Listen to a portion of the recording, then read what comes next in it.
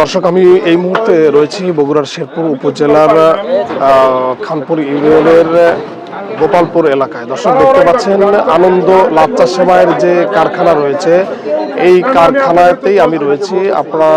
আমি জানতে পেরেছি যে আজকে আনুমানিক রাত ৩টা থেকে ৩:৩০টার মধ্যে কিন্তু অগ্নিসংযোগ হয়েছে এবং কারখানায় ব্যাপক ক্ষয়ক্ষতি হয়েছে।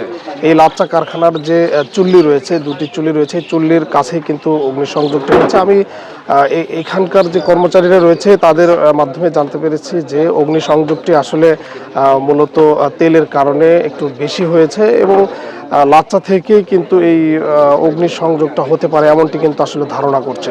দর্শক, ফায়ার সার্ভিস কিন্তু এই ঘটনাস্থলে এসেছে এবং আগুন কিন্তু অলরেডি তারা কিন্তু নিভিয়ে ফেলেছে, আপনারা দেখতে পাচ্ছেন। তবে আমি মালিকের সাথে কথা বলে জানতে পেরেছি যে মালিক বলছে যে প্রায় 15 থেকে 20 লক্ষ টাকার যে ক্ষয়ক্ষতি হয়েছে, এটা কিন্তু অভাবনীয় একটি ক্ষয়ক্ষতি।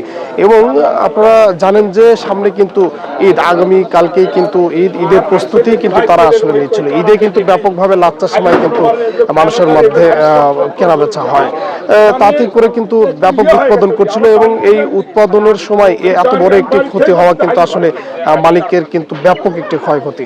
দর্শক, এই আনন্দ লাচ্চা সেমাই কারখানার যে মালিক, ওনার নাম কিন্তু হেলালুজ্জামান, উনি কিন্তু পরিচালনা করে থাকে। তবে এই ক্ষতিতে কিন্তু তার ঈদের আগে একটি যে ব্যাপক ক্ষতি এবং তার যে অর্থনৈতিকভাবে সে ভেঙে পড়েছে, আমরা কিন্তু অর্থনৈতিক এবং মানসিকভাবে কিন্তু সে ভেঙে পড়েছে।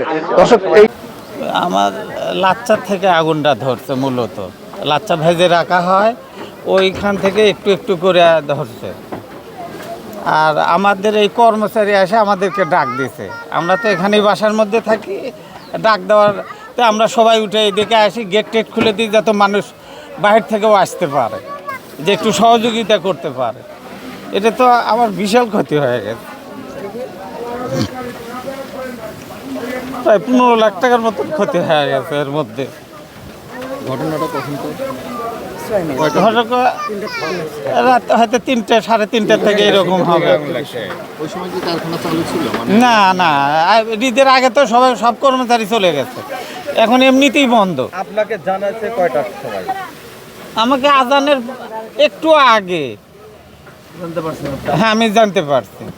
আমি ওই সময়ও উঠেছি নামাজের জন্য, আমি বাথরুমে ঢুকেছি, এই সময় দেখি ডাকাডাকি করছে, তো ওই অবস্থায় আমি বাড়াই আসছি।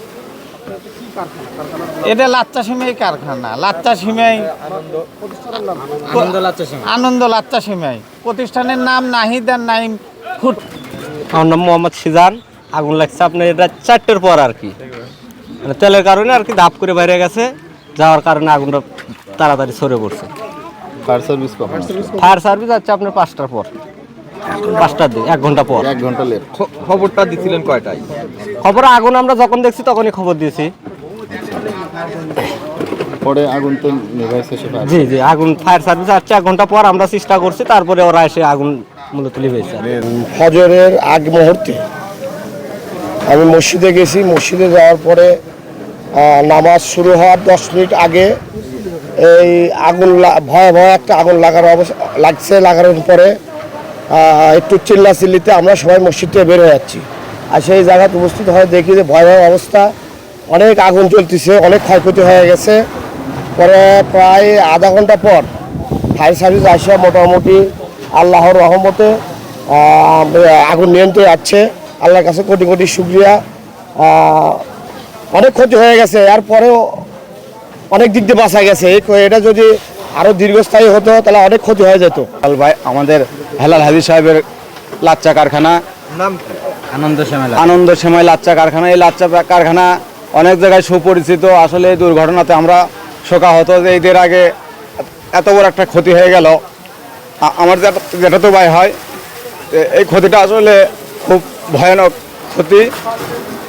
তো যাই হোক, আমি ফজর নামাজ পড়ার আগ দিয়ে দেখি যে ফায়ার সার্ভিস মানে আগুনের অবস্থা। আমি গাড়ি নিয়ে বের হচ্ছিলাম, দিকে আগুন। এরপর আমি ফায়ার সার্ভিসে ফোন দিলাম, দিকে আল্লাহর রহমতে আধা ঘন্টার মধ্যে ফায়ার সার্ভিস আসলো। তো এখন ইনশাল্লাহ নিয়ন্ত্রণে আসছে। আল্লাহ তাআলা লাখ কোটি শুকরিয়া যে আল্লাহ তাআলা অল্প সময়ের মধ্যেই আগুনটা নিয়ন্ত্রণে আসছে।